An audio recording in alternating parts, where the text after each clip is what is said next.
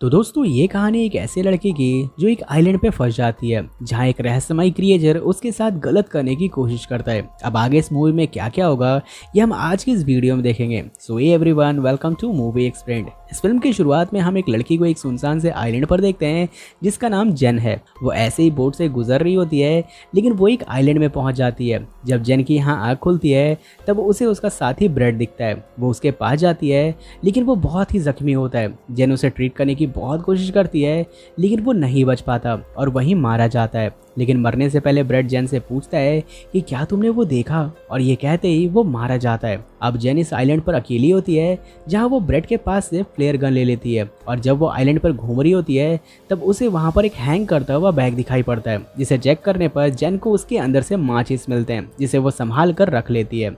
फिर रात को जेन जैसे तैसे करके सो जाती है और जब सुबह उसकी आंख खुलती है तब उसे आइलैंड पर काफ़ी सारे डेड फिश नजर आते हैं। उसे देखने पर ऐसा लग रहा था जैसे मानो उस फिश को किसी ने कट किया हो। फिर जेन जब इस आइलैंड पर घूम रही होती है तब उसे कुछ क्रेब्स दिखाई पड़ते हैं जो शायद से किसी स्ट्रेंजर्स के होंगे। इसके बाद जेन ब्रेड को दफना देती है और वहीं आग जलाकर फिश पकाती है और फिर सो जाती है। अगली सुबह जेन देखती है कि ब्रेड के कब्र से उसकी लाश गायब है, जिसे देखकर वो समझ जाती है कि इस आइलैंड पर कुछ तो गड़बड़ है। जिसके बाद वो कुछ हथियार बनाती है। वहीं जेन को पानी में एक लगेज दिखाई पड़ता है जिसे जब वो लेने जाती है तब उसे पानी के अंदर एक ब्लैक होल दिखाई पड़ता है। उसी रात जेन एक प्लेन को ऊपर से गुजरते हुए देखती है जिसे देखते ही वो फ्लेयर गन चलाती है, पर अब तक वो प्लेन दूर निकल चुका था। पर जब वो फ्लेयर की लाइट नीचे गिरती है तब उसे पानी के ऊपर से एक क्रिएचर निकलता हुआ दिखाई पड़ता है जिसे देखकर वो घबरा जाती है और वहां से भागकर छुप जाती है। यहाँ जेन समझ जाती है कि जरूर से इसी ने ब्रेड के बॉडी को गायब किया होगा। सुबह जेन उस लगेज में बैठकर इस आइलैंड से निकलने का सोचती है लेकिन उसका ये प्लान भी फेल हो जाता है। वहीं आइलैंड पर जेन को एक जगह मिलता है जिसे वो सोने के लिए इस्तेमाल करती है, पर रात को वो क्रिएचर वहां आ जाता है और उस जगह को पूरी तरह डिस्ट्रॉय कर देता है। यहाँ वो जेन को भी मारने वाला होता है लेकिन फिर अचानक से वो पानी में चला जाता है। फिर सुबह होती है और जेन फिश को मारकर खाती है और एक बड़ी सी फिश को वहीं पर टांग देती है। फिर वो अपने सोने के लिए एक सेफ जगह बनाती है और उसमें सो जाती है। सुबह जब जेन की आंख खुलती है तब वो फिश वहां पर नहीं होता, जिससे जेन समझ जाती है कि रात को वो क्रिएचर पानी से बाहर आया था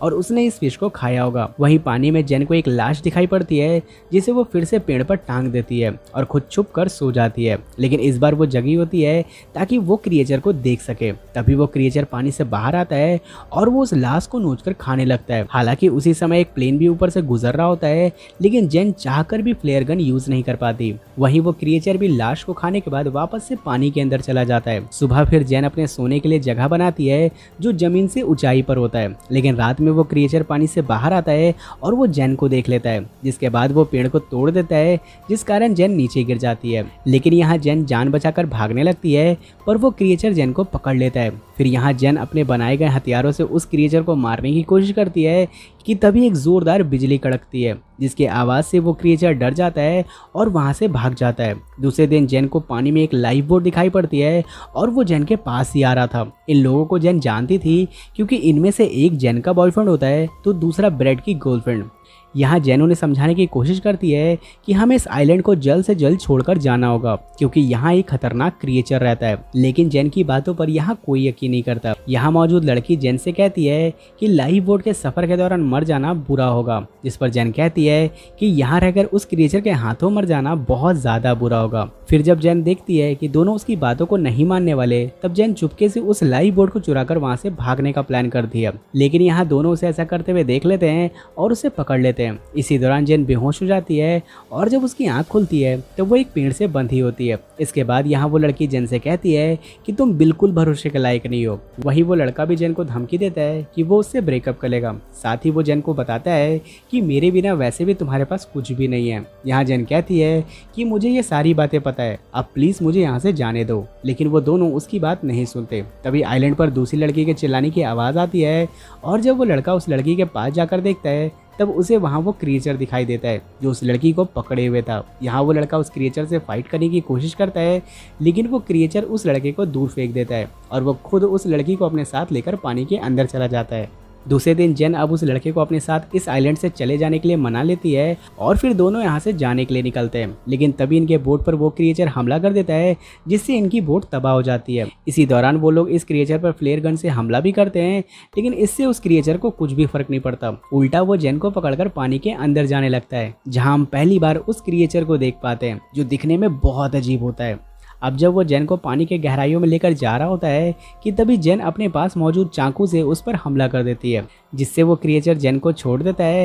लेकिन तभी वो लड़का जेन को बचाने के लिए वहां पहुंच जाता है, जिसे वो क्रिएचर पकड़कर अपने साथ लेकर चला जाता है और यहाँ जेन उसे देखने के अलावा कुछ भी नहीं कर पाती। फिर जेन पानी से बाहर निकलती है, जहाँ उसे वो बोट दिखाई पड़ता है जो अब पूरी तरह खराब हो चुका था। इसके बाद वो समझ जाती है कि अब उसे ही इस क्रिएचर का सामना करना होगा और इसीलिए वो यहाँ मौजूद चीज़ों से वेपन्स बनाती है।